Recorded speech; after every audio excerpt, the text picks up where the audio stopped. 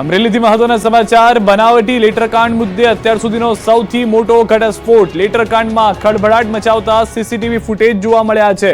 આરોપી મનીષ વઘાસિયા દ્વારા પાયલ ગોટી મારફતે કુરિયર કરાવાયું હતું. પાયલ ગોટી દ્વારા કુરિયર કર્યું તે મહત્વના સીસીટીવી ફૂટેજ પણ સામે આવ્યા છે.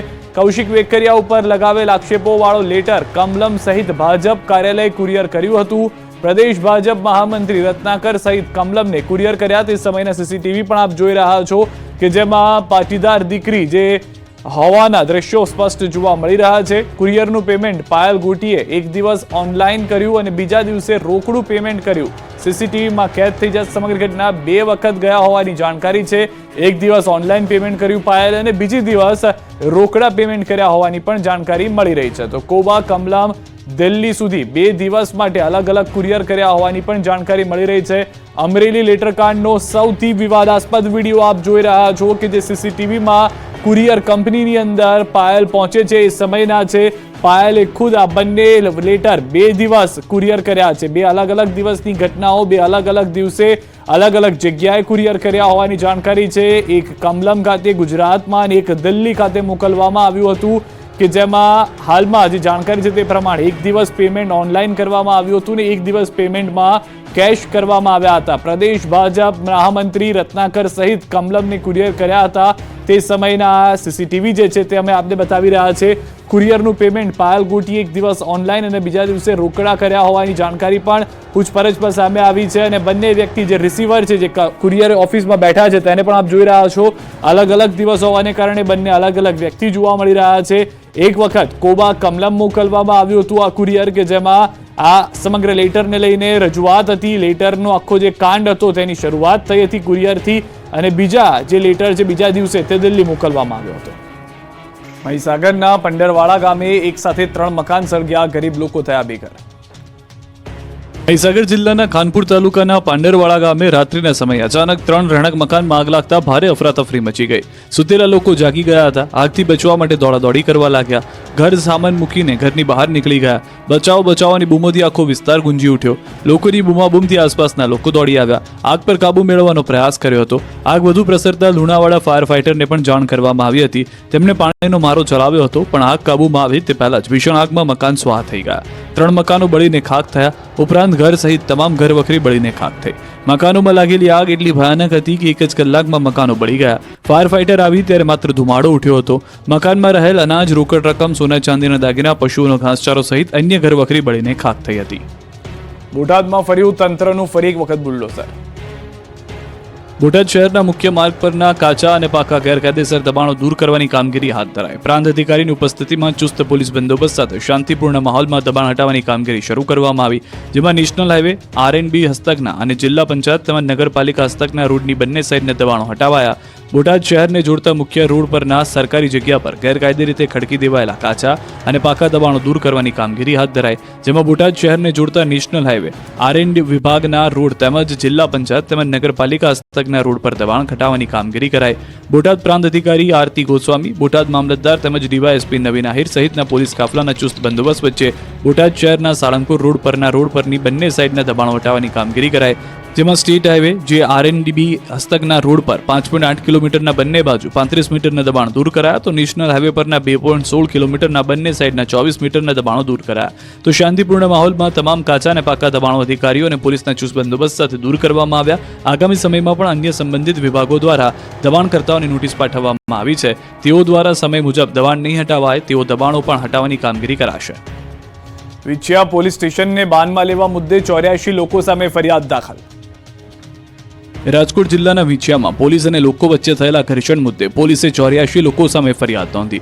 અત્યાર સુધીમાં 58 લોકોની ધરપકડ કરી લેવામાં આવી. પોલીસ દ્વારા થુરિયાળી ગામના ઘનશ્યામ રાજપરાની હત્યાના આરોપીને સાથે રાખી ઘટનાનું રિકન્સ્ટ્રક્શન કરવામાં આવ્યું. જોકે વરઘોડો કાઢવાની સ્થાનિક લોકોની માંગ હતી પણ પોલીસે કહ્યું કે કાયદા મુજબ કામ થાય, કાયદા વિરુદ્ધ કંઈ થશે નહીં. જેથી સ્થાનિક લોકો રોષે ભરાયા. ટોળા અને પોલીસ વચ્ચે ઘર્ષણ થયું જેમાં 2 પોલીસ કર્મીને સામાન્ય ઈજા પહોંચી. એ બાદ ટોળા પર કાબુ મેળવવા પોલીસ દ્વારા ટીયર ગેસના સેલ પણ છોડવામાં આવ્યા હતા. હતા। આ મામલે પોલીસ બીજા દિવસે એક્શનમાં આવી। પોલીસે તોફાની તત્વોને વાહનો પણ ડિટેન કર્યા।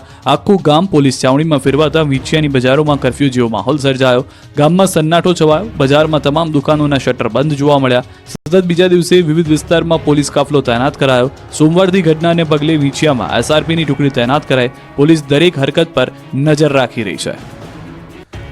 એચએમપી વાયરસને લઈને રાજ્યભરની હોસ્પિટલો સજ્જ, વિશેષ વોર્ડ ઉભા કરાયા।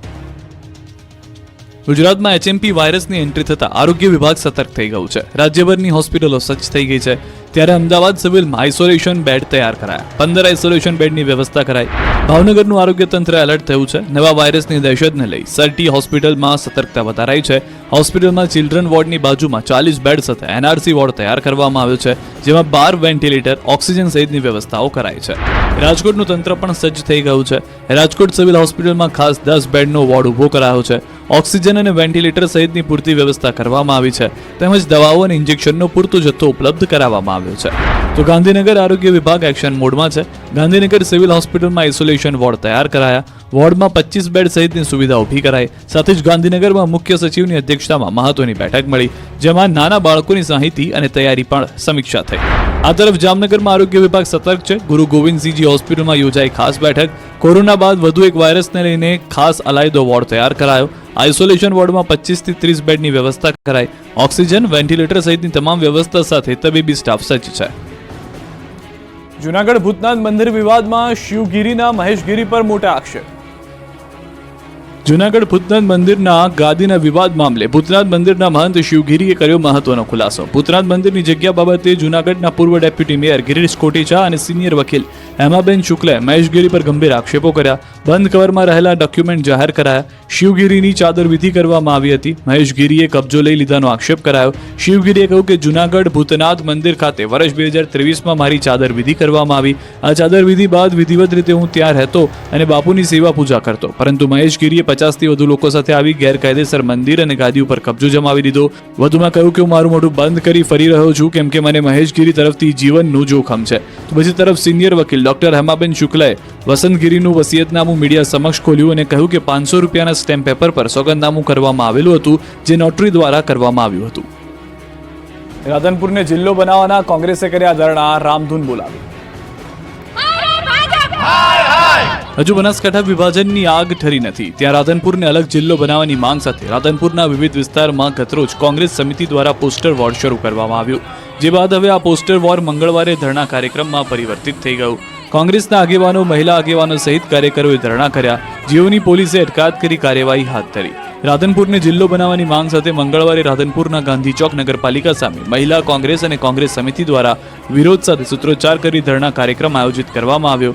રાધનપુર ખાતે વિધાનસભા અધ્યક્ષ શંકર ચૌધરીના અધ્યક્ષસ્થાને મંગળવારે આયોજિત સત્કાર સમારંભ કાર્યક્રમને લઈ વિધાનસભા અધ્યક્ષ શંકર ચૌધરી આવે તે પૂર્વે કોંગ્રેસના મહિલા આગેવાનો સહિત કોંગ્રેસ સમિતિના આગેવાનો, કાર્યકરો દ્વારા ધરણા પ્રદર્શનને લઈને ધરણા સ્થળે ચુસ્ત પોલીસ બંદોબસ્ત ગોઠવવામાં આવ્યો। ધરણા કાર્યક્રમને પગલે કોંગ્રેસ સમિતિના આગેવાનો, મહિલાઓની પોલીસે અટકાયત કરતા કોંગ્રેસ સમિતિના આગેવાનોએ રાધનપુરને જિલ્લો નહીં બનાવવામાં આવે તો આગામી દિવસોમાં અનેકવિધ કાર્યક્રમો સાથે લડત ચાલુ રહેશે તેવી ચીમકી ઉચ્ચારી હતી। બનાસકાંઠા જિલ્લાનું વિભાજન કરી વાવ થરાદને નવો જિલ્લો જાહેર કરાયો છે। જો કે આ જાહેરાત સાથે જ ક્યાંક ખુશી તો ક્યાંક વિરોધ જોવા મળી રહ્યો છે। દિયોદર, કાંકરેજ અને ધાનેરા તાલુકામાં વિરોધ જોવા મળી રહ્યો છે। જો કે ધાનેરાના બોર્ડર વિસ્તારના નેનાવા ગામના લોકોની માંગ છે કે તેઓ વાવ થરાદમાં જ રહેવા માંગે છે। આ વિસ્તારના ખેડૂતોનું માનવું છે કે વાવ થરાદમાં રહેવાથી ખેડૂતોની પાણીની સમસ્યા હલ થશે, જ્યારે વાહન વ્યવહાર સહિતના અન્ય ઘણા ફાયદાઓ પણ મળશે। બનાસકાંઠાના વિભાજનને લઈને વિરોધ હવે ગાંધીનગર સુધી પહોંચી ગયો છે। બનાસકાંઠાના આગેવાનોએ ગાંધીનગર ગજવ્યું હતું। જિલ્લાના આગેવાનોએ ગાંધીનગર પહોંચી પ્રભારી મંત્રી બળવંતસિંહ રાજપૂત સાથે કરી હતી બેઠક। ધાનેરા તાલુકાને બનાસકાંઠામાં રાખવા માંગ કરી। વડોદરામાં ઘરનું ઘર ખરીદવા લાગી છે લાઈન। ઈડબ્લ્યુએસના 103 મકાન ખરીદવા હજારો લોકો લાઈનમાં ઉભા રહ્યા। આ લાઈન કોઈ આધાર કાર્ડ સુધારવાની નથી, આ લાઈન કોઈ રેશન કાર્ડ અપડેટ કરવાની નથી, આ લાઈન બેંકમાં પૈસા બદલવાની પણ નથી। ઘરના ઘરનું સપનું જોનારા લોકો વડોદરાની અંદર હજારોની સંખ્યામાં આવી ગયા। માત્ર 103 ઈડબ્લ્યુએસ આવાસ યોજનાના મકાનના ફોર્મ માટે લોકોએ કડકડતી ઠંડીમાં લાઈન લગાવી। વડોદરામાં વુડાની હદમાં આવેલા ઈડબ્લ્યુએસના 103 મકાનો માટે વુડા દ્વારા સુભાનપુરા વિસ્તારમાં આવેલી એક ખાનગી બેંક સહિત વિવિધ બેંકો દ્વારા ફોર્મ વેચાણ કરવામાં આવી રહ્યા છે. વહેલી સવારથી ફોર્મ લેવા માટે લોકોની બેંકોની બહાર લાંબી લાઈનો લાગી. તંત્ર દ્વારા માત્ર 103 મકાનો માટે 1000થી વધુ ફોર્મ વેચાણ કરવામાં આવી રહ્યા છે. આ વાતની જાણ થતાં હજારો લોકો ઘરનું ઘર જોવા માટે અને ઘરનું ઘર મળી રહે તે સપના સાથે બેંક ખાતે પહોંચી ગયા. સવારે 5 વાગ્યાથી લોકો લાઈનમાં લાગી ગયા. સુભાનપુરામાં આવેલ કોટક મહિન્દ્રા બેંકની બહાર લાંબી લાઈન લાગી. 5.5 લાખ રૂપિયામાં વુડા દ્વારા 2 BHK ઘરની જાહેરાત છે. 20 જાન્યુઆરી સુધી ફોર્મ મળશે. બેંકમાં ફોર્મની અછતને કારણે લોકો રોજ ધક્કા ખાઈ રહ્યા છે. ઝડપથી ફોર્મ મળે એટલે લોકો કડકડતી ઠંડીની પણ ચિંતા કર્યા વગર બેંકની બહાર ધામા નાખે છે. કામ ધંધા મૂકી લોકો લાઈનમાં ઊભા રહે છે. લોકોનું કહેવું છે કે બેંક દ્વારા કોઈ સુવિધા નથી એટલે લોકો પરેશાન થયા છે. પણ વુડા વેબસાઇટ પર ઓનલાઈન ફોર્મ મૂકે તો લોકોને લાઈનમાંથી છુટકારો મળી શકે છે. દાહોદ મામલતદાર કચેરીમાં ટોકનના નામે લૂંટફાટ. દાહોદની મામલતદાર કચેરીમાં કોઈ કામ હોય તો ટોકન લીધા વગર થતું નથી. અધિકારીઓને મળવા માટે પણ ટોકન જરૂરી છે. ટોકન લેવા દરરોજ આ રીતે લોકોને લાઈનમાં ઊભા રહેવું પડે છે. લોકો વિવિધ કામ માટે અહીં લાઈન લગાવે છે. કલાકો સુધી લાઈનમાં ઊભા રહ્યા બાદ ટોકન મળે છે. આ ટોકનના નામે પણ લૂંટફાટ થતી હોવાનો આક્ષેપ છે. મામલતદાર કચેરીમાં એક ટોકનના 20 રૂપિયા લેવામાં આવે છે. દરરોજ હજારો લોકો દાહોદમાં લીમખેડા મામલતદાર કચેરી આવે છે. એ હિસાબે મળતિયાઓ દરરોજ હજારો રૂપિયાની લૂંટ ચલાવે છે, જેને લઈને લોકોમાં રોષ ફેલાયો છે. અરજદાર તો ત્યાં સુધી કહી રહ્યા છે કે એક દિવસે 20 રૂપિયાનું લીધેલું ટોકન માત્ર એક જ દિવસ ચાલે છે. બીજા દિવસે ફરી 20 રૂપિયાનું ટોકન લેવું પડે છે. આમ વારંવાર ટોકન માટે પણ 20 રૂપિયા ખર્ચ કરવો પડે છે. તો બીજી તરફ મામલતદાર કહી રહ્યા છે કે અધિકારીઓને મળવાના કોઈ ટોકન નથી, માત્ર એન્ટ્રી કરવાની હોય છે. ત્યારે અરજદારોની માંગને ધ્યાને લઈ ટોકન સિસ્ટમ બંધ કરી દેવામાં આવી છે. પરંતુ અહીં ગુડ ગવર્નન્સની વાતો પાયાવિહોણી સાબિત થઈ રહી છે. બિલીમોરામાં સુરક્ષા વગર જેસીબીના પાવડા પર ચડીને સ્ટ્રીટ લાઇટના તાર બાંધ્યા. નવસારીના બિલીમોરા નગરપાલિકાના અધિકારીઓની ગંભીર બેદરકારી જોવા મળી. જી હા, પાલિકાના અધિકારીઓએ પાલિકાના કર્મચારીનો જીવ જોખમાય તે રીતે કામ કરાવ્યું. કોઈપણ જાતના સેફટીના સાધનો વિના બ્રિજ પર જેસીબી મશીન પર ચડીને યુવકે જોખમી રીતે કામ કર્યું. રેલવે ઓવરબ્રિજ પર લોકોના પતંગની દોરીથી જીવ બચાવવા પાલિકા તંત્રે પુલ પરના સ્ટ્રીટ લાઇટ પર તાર બંધાવ્યા. પરંતુ તાર બાંધવા માટે કર્મચારીને લિફ્ટરની જગ્યાએ જેસીબી મશીન પર ચડાવ્યો. ત્યારે કોઈ દુર્ઘટના બને તો જવાબદારી કોની રહેશે તેવા સવાલો બિલીમોરા પાલિકા તંત્ર સામે ઉઠી રહ્યા છે. ખેડા જિલ્લા સહકારી સંઘની ચૂંટણીમાં ભાજપ પર ભારે પડ્યું અપક્ષ. ખેડા જિલ્લા સહકારી માળખામાં દબદબો ધરાવતી ખેડા જિલ્લા સહકારી સંઘની સંચાલક મંડળના સભ્યોની ચૂંટણી યોજાઈ હતી. ખેડા જિલ્લા સહકારી સંઘની ચૂંટણીમાં ભાજપ પર ભારે પડ્યું અપક્ષ. કુલ 13 બેઠક પૈકી 8 બેઠકો બિનહરીફ આવી હતી અને બાકીની 5 બેઠકો પર 12 ઉમેદવારો વચ્ચે ચૂંટણી યોજાઈ હતી. માતર, નડિયાદ, કઠલાલ, મહુધા અને કપડવંજ બેઠક પર ચૂંટણી યોજાઈ હતી, જેમાં 5માંથી 2 બેઠક પર ભાજપના ફાળે ગઈ, જ્યારે ભાજપ કરતાં વધુ એટલે કે 3 બેઠક પર અપક્ષની જીત થઈ.